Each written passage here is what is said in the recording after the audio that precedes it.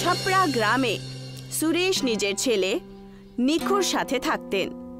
সুরেশের কাছে কোনো চাকরি ছিল না, সেই জন্যে ও নিজের গ্রামের কাছেই একটা ছোট্ট ঠেলায় গোলাপ জামুন বিক্রি করত আর তা থেকেই নিজের পরিবারকে পালতো। চলো বাবা নিকু, তাড়াতাড়ি তৈরি হয়ে নাও, আমি তোমাকে স্কুল পর্যন্ত ছেড়ে দিই, তারপর আমাকে কাজেও যেতে হবে। বাবা, আমি আজকে জলখাবারে পান্তুয়া খাবো না, আমি প্রতিদিন পান্তুয়া খেয়ে খেয়ে পান্তুয়ার মতনই হয়ে গেছি। ধুর, আজকে নতুন কিছু তৈরি করো না।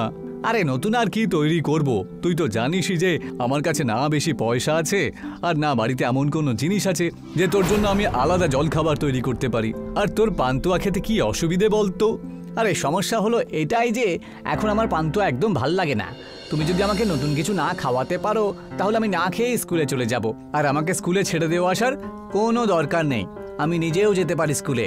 নিখু জানতে পারত যে তার বাবা কিছু আলাদা জলখাবার বানাবেন না, তাই সে খাবার না খেয়েই স্কুলে চলে যায়। তার বাবা ওকে খুব আওয়াজ দেন, কিন্তু সে তার কথাই শোনে না আর চুপচাপ ওখান থেকে চলে যায়। সুরেশের এই কথাটা খুব খারাপ লাগে। আমি কেমন বাপ যে তার নিজের ছেলেকে একদিন ভালো জল খাবারও দিতে পারে না। ওহ, কিন্তু এতে আমার আর কি দোষ? যদি আমার কাছে বেশি পয়সা থাকতো তাহলে আমি অবশ্যই নিকুর জন্য আলাদা আলাদা জল খাবার তৈরি করে দিতাম। নিখু খিদে পেটেই স্কুলে চলে যায়, সেই জন্য সুরেশও খাবার দাবার না খেয়েই নিজের কাজে বেরিয়ে পড়ে। যখন আমার ছেলেটাই না খেয়ে রয়েছে তাহলে আমি কি করে কিছু খেতে পারি?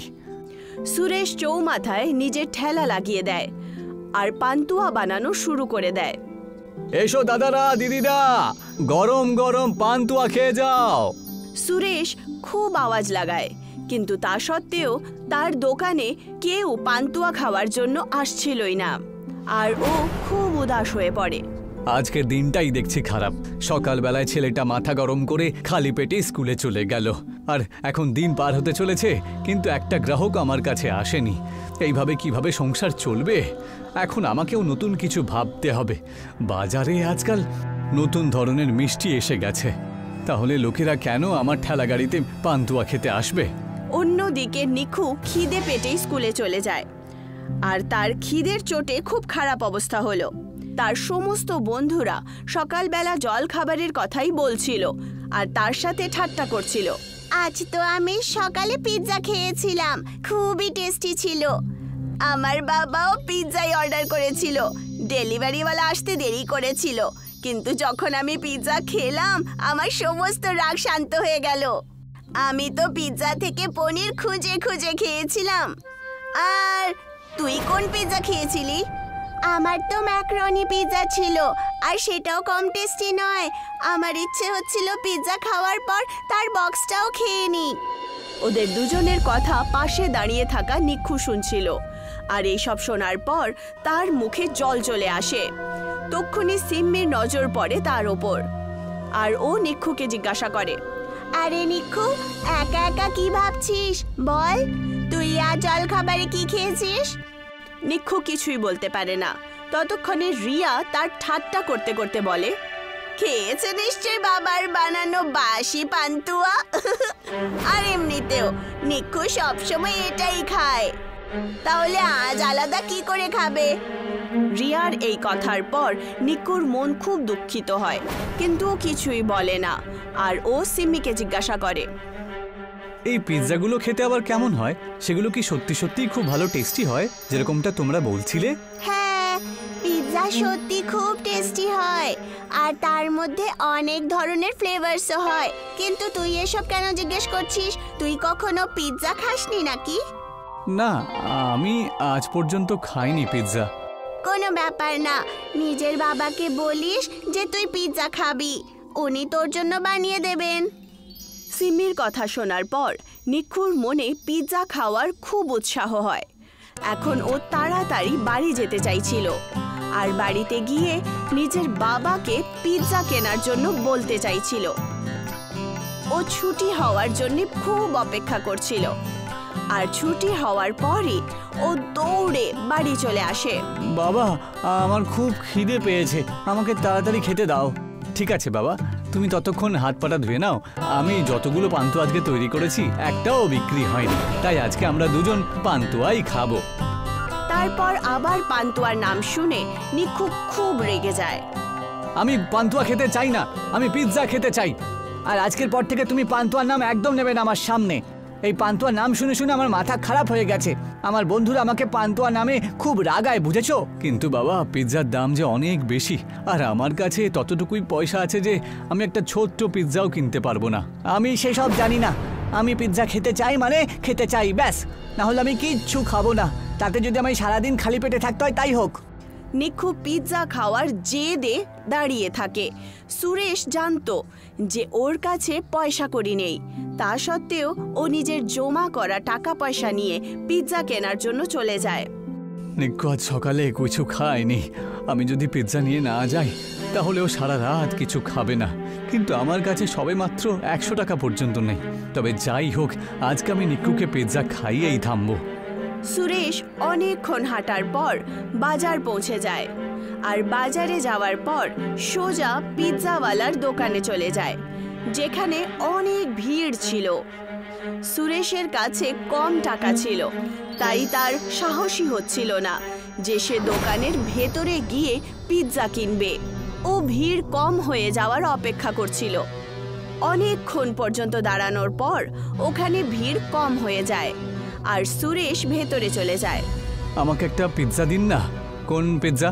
আমার কাছে অনেক রকমের ফ্লেভার রয়েছে, ছোট থেকে বড় অনেক ধরনের পিৎজা রয়েছে। Veg pizza, non veg pizza, paneer pizza, বা কোনো বড় সড়ো কোনো এক্সট্রা লার্জ পিৎজাও রয়েছে। আপনি বলুন আপনার কোন পিৎজাটা লাগবেন। আপনার দোকানে যেটা সব থেকে ছোট পিৎজাটা রয়েছে না, আপনি আমাকে সেটাই দিয়ে দিন। দোকানদার নিজের ওখানে কাজ করতে থাকা ছেলেকে একটা স্মল পিৎজা বানানোর জন্য বলেন। আপনার 200 টাকা হয়ে গেছে, কিন্তু আমার কাছে তো এত টাকা নেই। আমি আমার গ্রামে পান্তুয়ার ঠেলা গাড়ি লাগাই। আপনি কি আমাকে এই পিৎজাটা দিতে পারবেন? আমি কিছুক্ষণের মধ্যে পান্তুয়া বিক্রি করে আপনাকে বাকি পয়সা দিয়ে দেব। আরে বেরিয়ে যান এখান থেকে। যখন পয়সা নেই তাহলে দোকানে কেন এসেছেন? ভিখারি কোথাকার। দোকানদার সুরেশের খুব অপমান করে আর তাকে তাড়িয়ে দেয়। সুরেশ মন খারাপ করে বাড়ি চলে আসে, যেখানে নিক্ষু তার অপেক্ষা করছিল। সুরেশ মিথ্যে কথা বলে যে ও পিৎজা নিয়ে এসেছে। তুমি কিছুক্ষণ এখানেই থাকো বাবা, আমি ততক্ষণ পিৎজাটা গরম করে নিয়ে আসছি। সুরেশ কিচেনে যায় আর দেখতে পায় যে তার ঘরে একটু আটা রয়েছে। সে ওই আটা আর সবজির সাহায্যে নিজেই একটা পিৎজা বানিয়ে দেয়। এসো বাবা, পিৎজা গরম হয়ে গিয়েছে। নিক্ষু পিৎজা খেয়ে নেয়, যেটা ওর খুবই পছন্দ হয়। তার সাথেই সুরেশও খেয়ে নেয়। তখন ওরও নিজের বানানো পিৎজা খুব টেস্টি লাগে, আর ও পরের দিন থেকেই পিৎজা বানানোর কথা ভাবতে শুরু করে।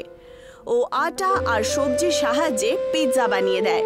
পিৎজা নিয়ে যাও, পিৎজা, টাটকা আটার পিৎজা, খুবই সস্তায়। সস্তা আটার পিৎজা লোকেদের খুব পছন্দ হয়, আর সুরেশের সমস্ত পিৎজা তাড়াতাড়ি বিক্রি হয়ে যায়। এখন সুরেশ এই টাকা দিয়ে আরও জিনিসপত্র কিনে আবার পিৎজা বানিয়ে বিক্রি করে দেয়।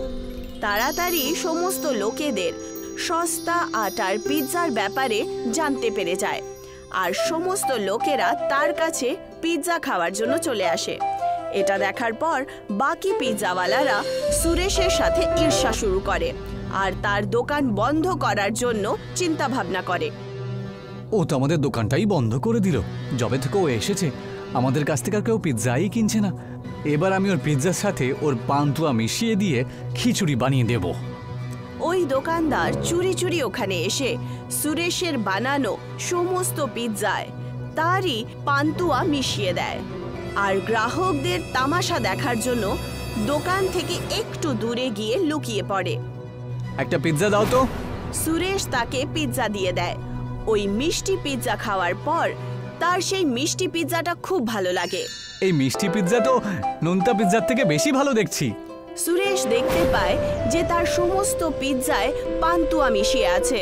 সে এখন পান্তুয়া মেশানো মিষ্টি পিৎজাই গ্রাহকদের দিয়ে দেয়, যেটা সবার খুবই পছন্দ হয়।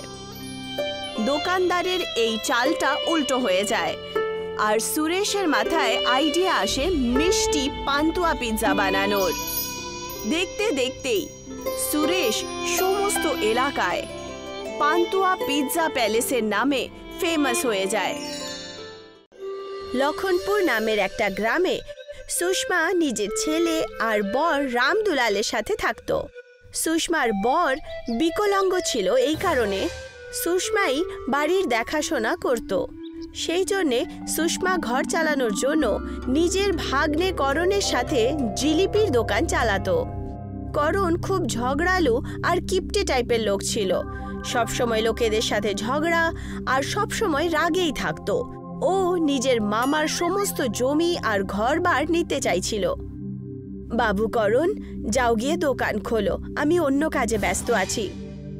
আমি কোনো কাজ করব না। তুমি মাইমা হয়ে আমাকে দিয়ে সব কাজ করাও, তোমার লজ্জা করে না? আমি তোকে পাহাড় ভাঙতে তো বলিনি না, ব্যাস এইটুকুই বলেছি যে দোকান খুলে দে। করণ ওখান থেকে রাগের চোটে দোকান খুলতে চলে যায়। দাদা, আমাকে জিলিপির সাথে দইও দিও। এটা নিয়ে তুমি 3 বার এসেছো, বারবার দই চাও তুমি আমার কাছে। যাও, আমি তোমাকে আর দেবো না। তাহলে তুমি কি আমার সাথে ঝগড়া করতে চাও? তোমার তো এটা রোজকার কাজ। ওই দুজনের মধ্যে ঝগড়া হচ্ছিলই যে তক্ষুনি সুষমা চলে আসে। আন্টি, এই দেখুন ও আমার সাথে কিভাবে ঝগড়া করছে। এখানে দাঁড়িয়ে থাকলে আমি পাগল হয়ে যাব। আমি এবার যাই, এখানে আমি একদম থাকবো না। করণ ওখান থেকে ঝগড়া করে চলে যায়। সুষমা একাই সারা দিন দোকান চালায় আর রাত্রিবেলা ক্লান্ত হয়ে নিজের বর রামদুলালের কাছে এসে সমস্ত কথা বলে। তুমি ওকে বোঝাও না কেন? আমি জানি সুষমা, আমি ওর সাথে একবার কথা বলে দেখছি। হ্যাঁ করো, আর তাড়াতাড়ি করে নিও, দিনের পর দিন ওর ভবিষ্যৎ খারাপই হয়ে যাচ্ছে। রামদুলাল করণকে আওয়াজ দিয়ে ডেকেই ছিল যে করণ অর্ধেক রাত্রিবেলা নিজের বন্ধুদের সাথে ঘোরাফেরা করতে চলে যায়। আমি আমার ভাগের খাবারটা খেয়ে নিয়েছি। আমি এখন আমার বন্ধুদের সাথে রাত্রে পার্টি করতে যাচ্ছি। সকালে দেখা হবে, না হলে বিকেলে আসবো। তাই আমাকে নিয়ে চিন্তা করো না তোমরা। দেখলে তো তুমি, আজও দোকান আমিই খুললাম আর কালও আমাকেই খুলতে হবে। দ্বিতীয় দিন করণ অনেক রাত্রিবেলা ফেরে নিজের মামা রামদুলালের সমস্ত জমির কাগজপত্র নিজের নামে করার জন্য। মামা, এই নাও, এর উপর একটা সাইন করে দাও। আমার পরীক্ষার রেজাল্ট এটা। আচ্ছা, দাও দাও, কই দেখি। আমি এক্ষুনি আঙুলের ছাপ দিয়ে দিচ্ছি ওতে। এর মধ্যেই ওখানে সুষমা চলে আসে আর ওর হাতে জমিনের কাগজপত্র দেখে ফেলে। দাঁড়াও, এটা তুমি কি করছো? আমি করণের কলেজের কাগজের উপরে ছাপ লাগিয়ে দিচ্ছি। এগুলো কলেজের কাগজ নয়, বরং আমাদের সম্পত্তির কাগজপত্র। কি বললে তুমি? আরে আর একটু লেট করে এলে কি হতো তোমার? সুষমা আর রামদুলাল দুজনেই করণের ব্যবহারের কারণে খুব অস্থির হয়ে ওকে বাড়ি থেকে তাড়িয়ে দেয় আর সুষমা একাই জিলিপির দোকান চালাতে শুরু করে। এখন থেকে আমি একটু তাড়াতাড়ি এসে একটু লেটই যাব, এর কারণে আমি বেশি লাভ রোজগার করব। সুষমা সারা দিন পরিশ্রম করে নিজের জিলিপির দোকান চালাচ্ছিল। এই দোকানের 12টা বাজাতে হবে। এই মাইমার জন্যই আমি আমার জমিটা ফেরত পেলাম না। যদিও না থাকতো তাহলে আমি সমস্ত দোকান আর বাড়ির মালিক হয়ে যেতাম। একটা কাজ করি, জিলিপির ভিতরে নষ্ট হয়ে যাওয়া দুধের পনির মিশিয়ে দেব, তাহলে জিলিপিগুলো নষ্ট হয়ে যাবে। করণ একটা প্ল্যান বানালো। করণ ফাটা দুধের তৈরি একটা পনির জিলিপির বড় বালতিতে ফেলে দিল। দিদি, আমাকে গরম গরম জিলিপি দাও না। দাঁড়াও, এক্ষুনি গরম গরম বানিয়ে দিচ্ছি। সুষমা না জেনেই ওই পনিরে মিক্স করা জিলিপি দিয়ে দিল, যেটা লালের জায়গায় পুরো সাদা ছিল। এটা কি আর কি করলেন দিদি? আমি তো গরম গরম জিলিপি চেয়েছিলাম আর আপনি আমাকে এই মিষ্টি পনির খাওয়াচ্ছেন। এটা শুধু জিলিপির মতো দেখতে, কিন্তু জিলিপি থোড়েই না। এটা কি করে হতে পারে? কিছু একটা গন্ডগোল নিশ্চয়ই হয়েছে। ওই মহিলাটিকে দোকান থেকে দূরে যেতে দেখে করণ খুব খুশি হয়। মনে হচ্ছে ও পুলিশকে ডাকতে যাচ্ছে। এবার বেটা বুঝতে পারবে যে আমার সাথে পাঙ্গা নেওয়ার ফল ঠিক কি হয়।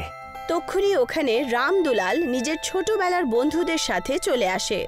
এই যে সুষমা, আমার কয়েকজন বন্ধু এখানে তোমার সাথে দেখা করতে এসেছে আর আমাদের দোকানের জিলিপি খেতে এসেছে।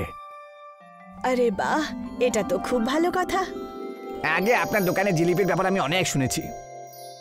হ্যাঁ, আমিও শুনেছি। আর আমরা 400 কিলোমিটার দূর থেকে এখানে এসেছি জিলিপি খেতে।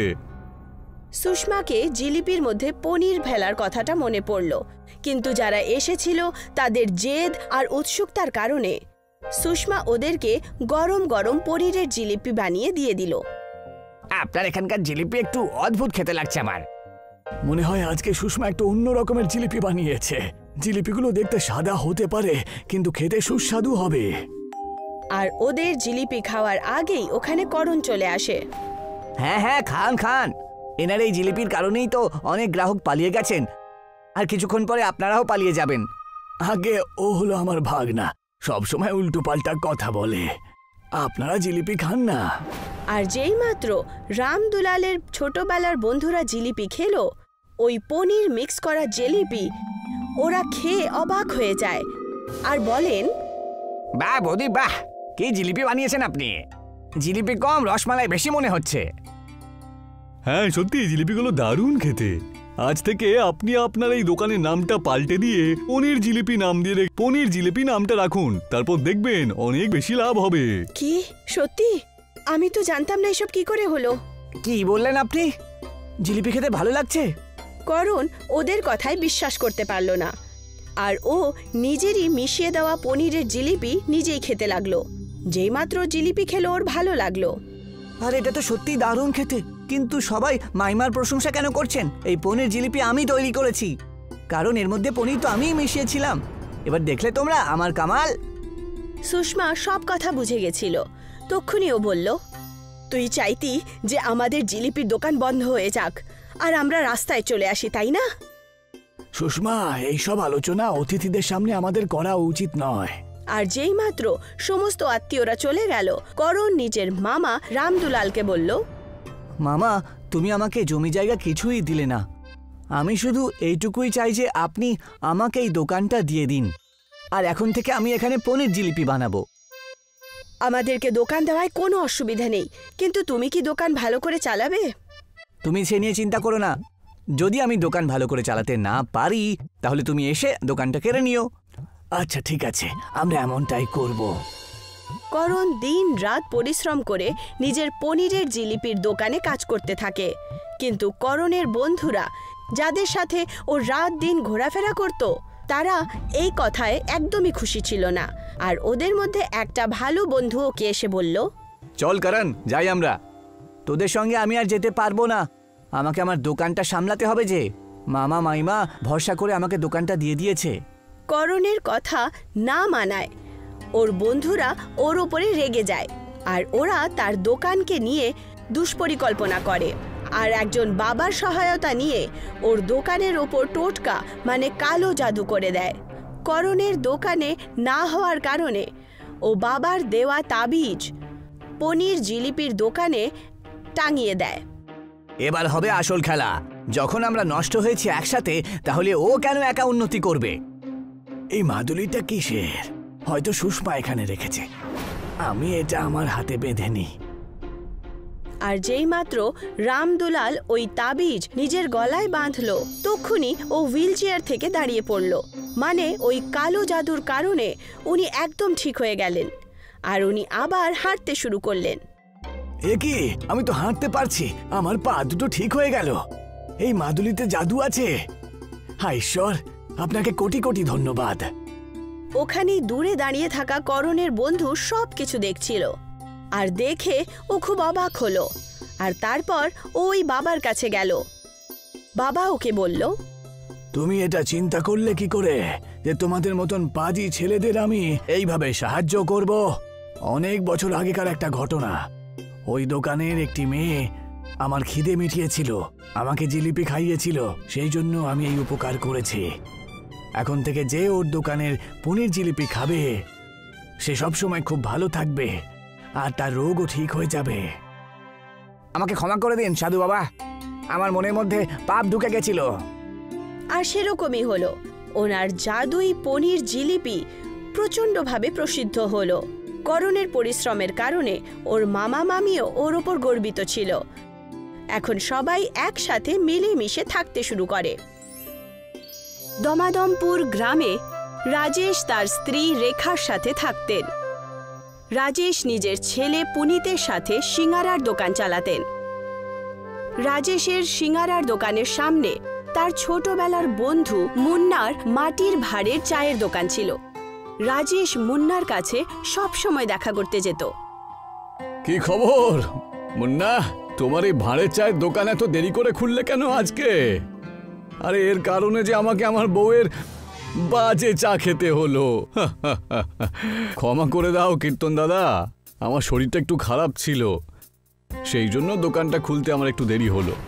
আরে তাহলে ডাক্তারবাবুকে দেখিয়ে ওষুধ নাও আর আজকে একটু রেস্ট করো। আরে শরীর না থাকলে কিছু হবে?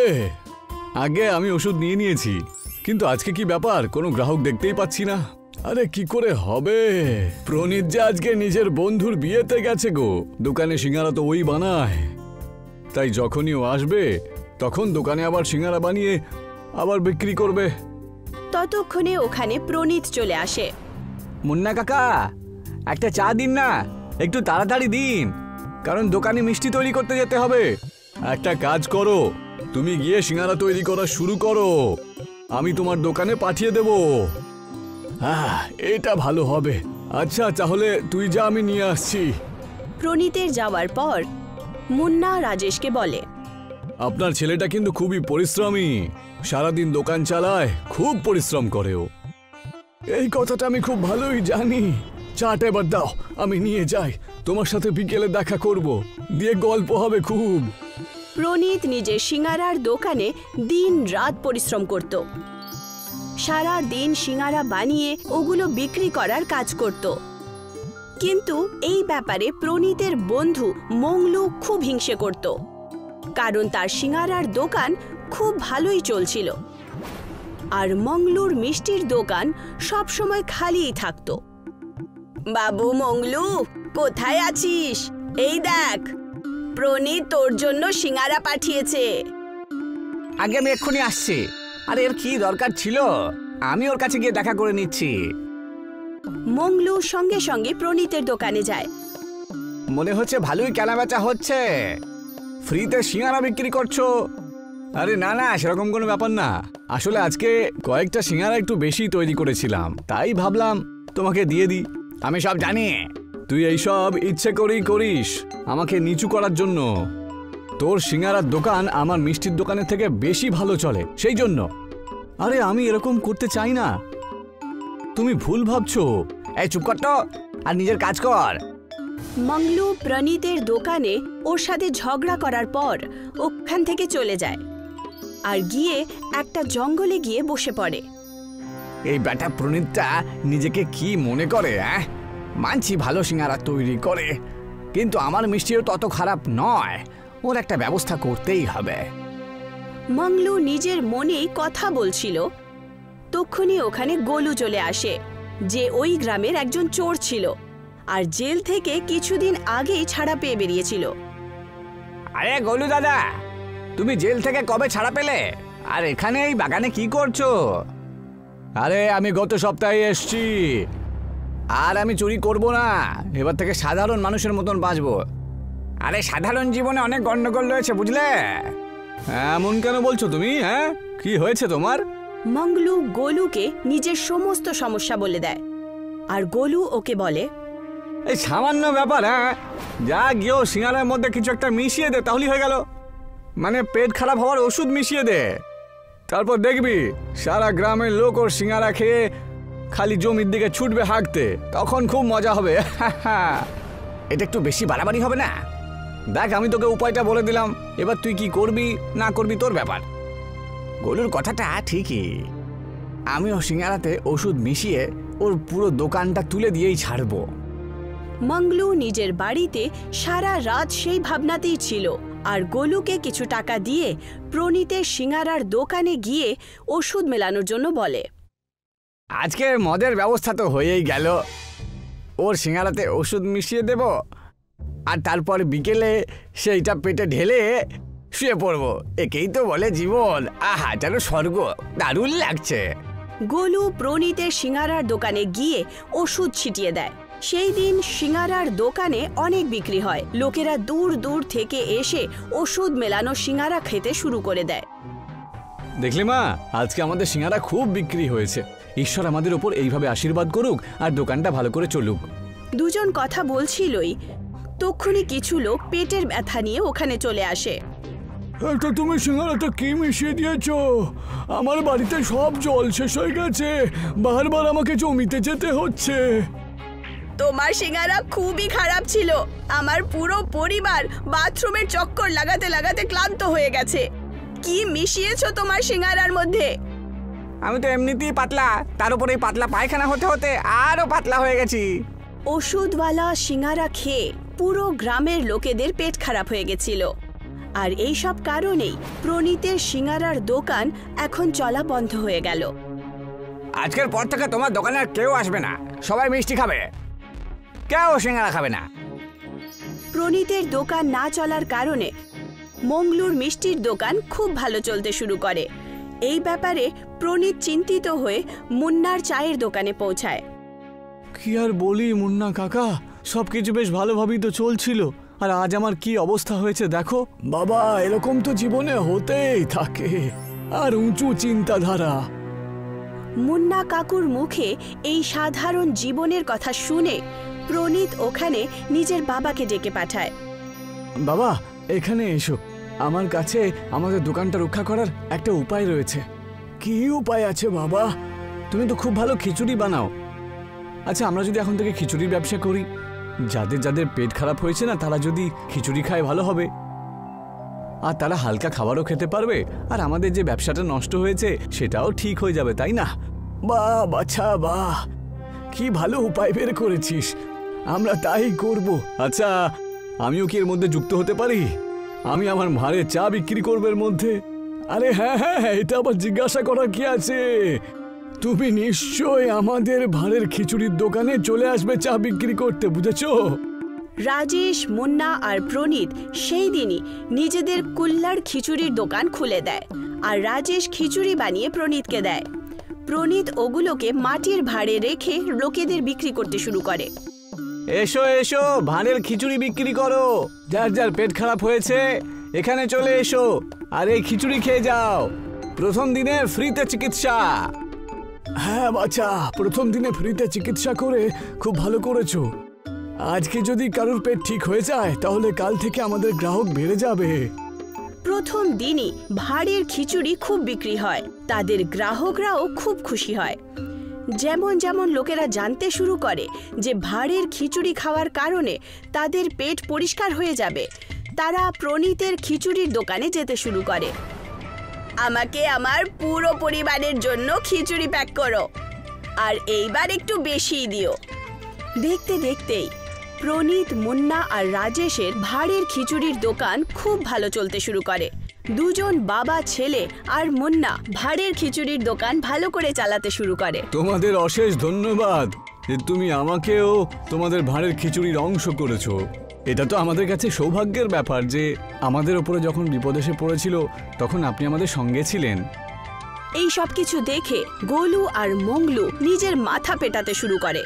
গোলু চুরির জন্য পুলিশ আবার ধরে ফেলে, আর মঙ্গলু নিজের ছোট্ট মিষ্টির দোকান আবার চালাতে শুরু করে, যেটা মোটেই চলতো না।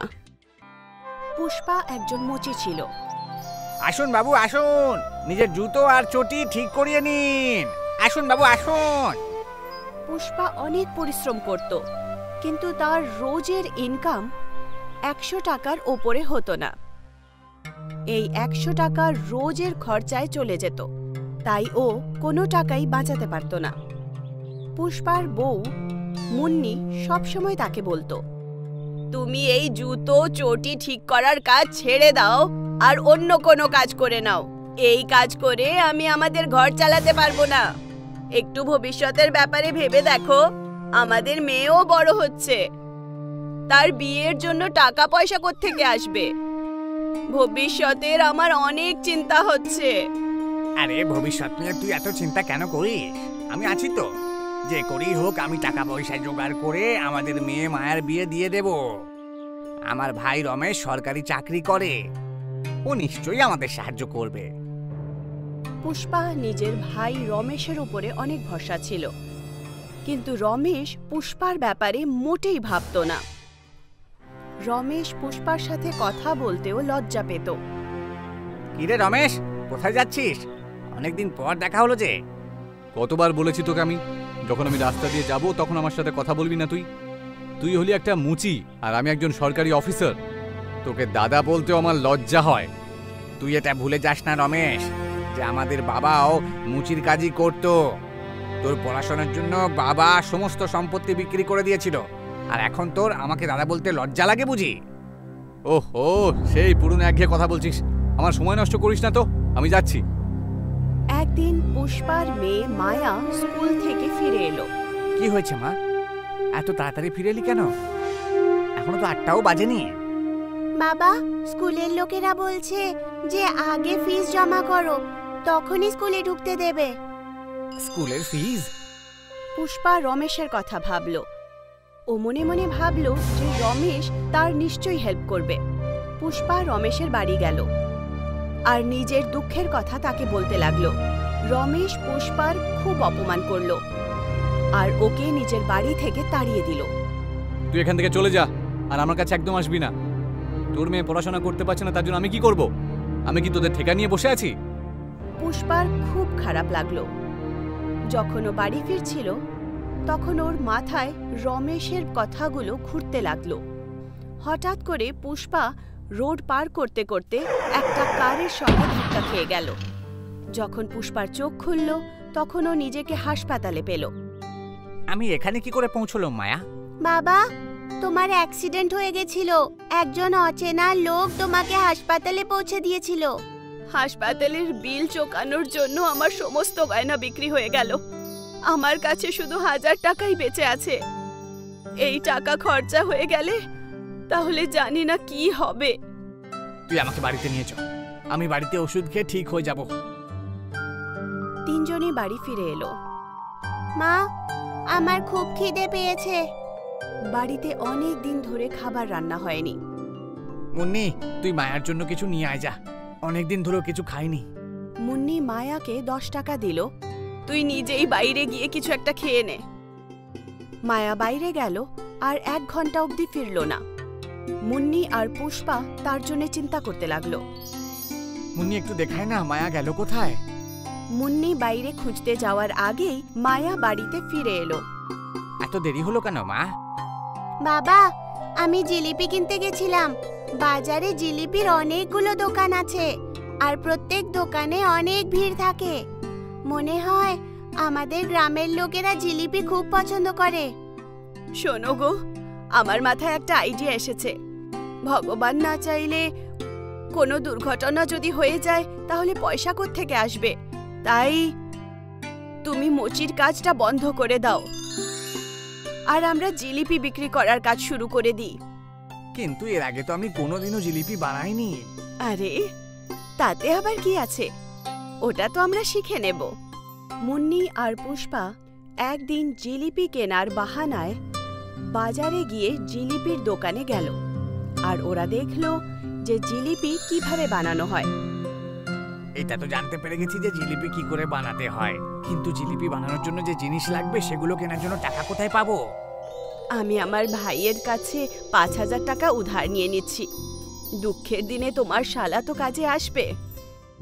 পুষ্পার পুরো পরিবার মিলে একটা ঠেলা কিনলো আর তাতে জিলিপি বানানো শুরু করে দেওয়া হয়। আসুন আসুন, গরম গরম সুস্বাদু জিলিপি খেয়ে যান।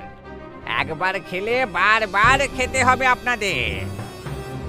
মুন্নি পুষ্পার হাতের সুস্বাদু জিলিপি খান। আসুন আসুন বাবু, আসুন আসুন। মুন্নি আর পুষ্পার ঠেলায় কেউ জিলিপি কিনতে আসছিল না। লোকেরা বড় বড় দোকান থেকেই জিলিপি কিনছিল। এত বড় মার্কেট, এত এখানে দোকান রয়েছে, তাই লোকেরা আমাদের এখান থেকে কেন কিনতে আসবে বলো? 1 সপ্তাহ হয়ে গেল। অনেকগুলো জিলিপি ঠেলায় থেকে থেকে খারাপ হয়ে গেছিল, কিন্তু ঠেলাতে শুধু 1জন বা 2জন গ্রাহকই আসছিল। কাজ না চলার কারণে পুষ্পার বাড়িতে খাবারও কম হয়ে গেল। হে ভগবান, জানি না আপনি আমাদের সঙ্গে এরকম কেন করছেন। সবার দোকান তো চলছে, কিন্তু আমাদের দোকানই কেন চলছে না ভগবান?